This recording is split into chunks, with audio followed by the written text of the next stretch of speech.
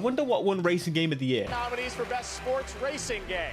EA Sports FC 24, F1 23, Yep. Forza Motorsport, Hot Wheels Unleashed 2, Turbocharged, and the Crew Motorfest. Yeah, and the this winner. year, the Game Award goes And to the winner. Forza Motorsport. This is some kind of joke, right, Jeff? Right? Racing Game of the Year. Racing Game of the Year. Racing Game of the Year. Wow. This is incredible. I woke up to this news. I woke up at like 4 a.m. and I decided to check my cellular device. What the Thank you, Forza fans, for voting for Forza Motorsport to be your best sports/racing game at the Game Awards. We are truly honored and humbled for this recognition. See you at the racetrack. Yes, that user public 10% vote. Oh, this is great. This is something I've mentioned before, but the Game Awards, you don't actually have the say. This is down to the jury, which is positioned by big media, basically. And I literally predicted in a tweet that this was gonna happen. I said it was gonna happen. You see the name Forza as big media and you go, oh yes, this is the best game ever. Ignoring user reviews, all the glitches, all the issues. Hell, you know what? Some of us will know the issues. Some of us won't. Let me give you some of them.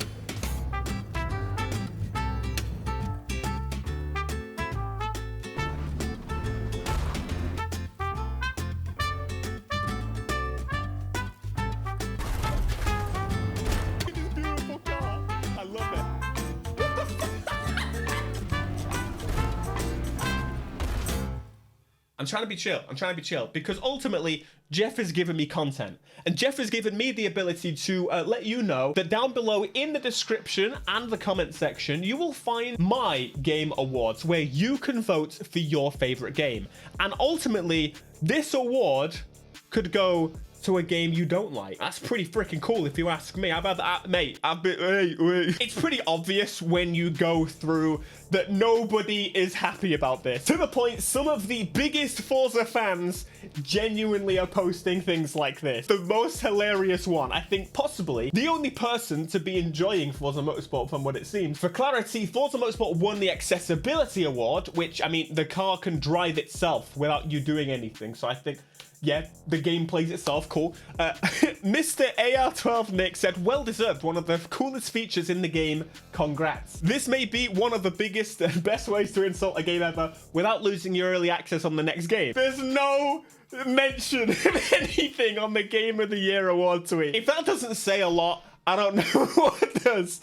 You gotta be careful, Nick. You're gonna lose access. So I actually made a video similar to this previously when we were talking about the nominees. And my big issue with the nominees is that racing games share a category with sports, which is wrong in itself. I think they should be separate. And amazingly, Luke Riley from IGN literally repeated my point. The whole article goes on to mention that there's tons of racing games and it's an insult to both categories to have them in the same one. And thank you.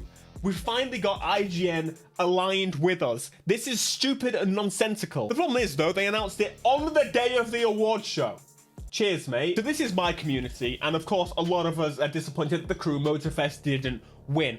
I, however, would have been absolutely fine with FIFA, with F1, with anything else other than Forza Motorsport winning, because it just kind of brings back a bigger issue with the racing games. We're already in the bin. When it comes to racing games, Forza right now is the king. It is known by name, and that is ultimately why it won. People see the Forza brand, and that is, oh my god, that game must be really great.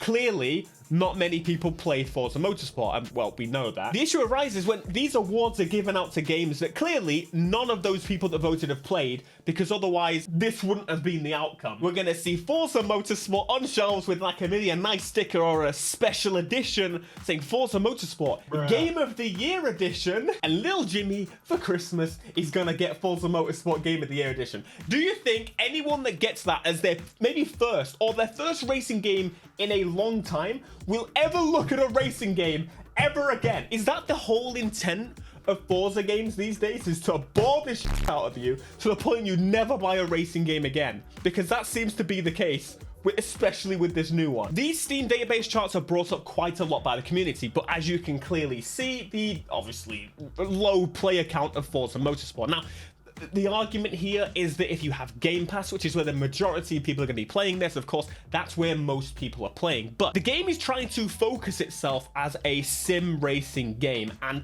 that is an extremely popular category over on PC. Apparently, anyway. So much so that the failed, dead Need for Speed Unbound, which is also available on about 5 other platforms, has over doubled the player count. Another thing I don't quite understand is right next to the sports and racing category, we have got best sim strategy game. So they also have a combined category. Action adventure, I mean, to be fair, they usually put together, so that kind of makes sense. And AR, VR, it's the same thing, at least for right now. But other than that, all the other categories are split. But my point being, what defines simulator? Because, of course, in here, we could see a racing game, could we not? Hell, couldn't we see a racing game in action adventure? Say Need for Speed is more action adventure than it is simulator. Anyway, besides the point, it shouldn't be in a fucking category with sports games. And this just shows how little of a shit they give about it. It is an absolute insult. In a case where Forza Horizon has won in the past, no argument. There is zero argument there because Forza Horizon is both popular, is polished, does everything that you could kind of expect from a basic racing game. I have no problem.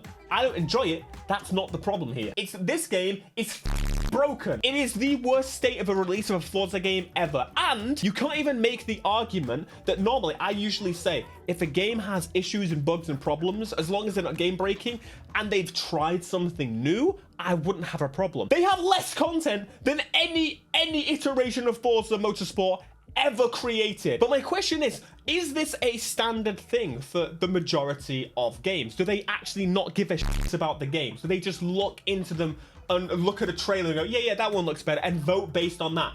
Do they really give so little a toss about the majority of games? Or is it just racing games? Not only is the game existing in its current state damaging to its damn self, it's damaging to the whole of racing games.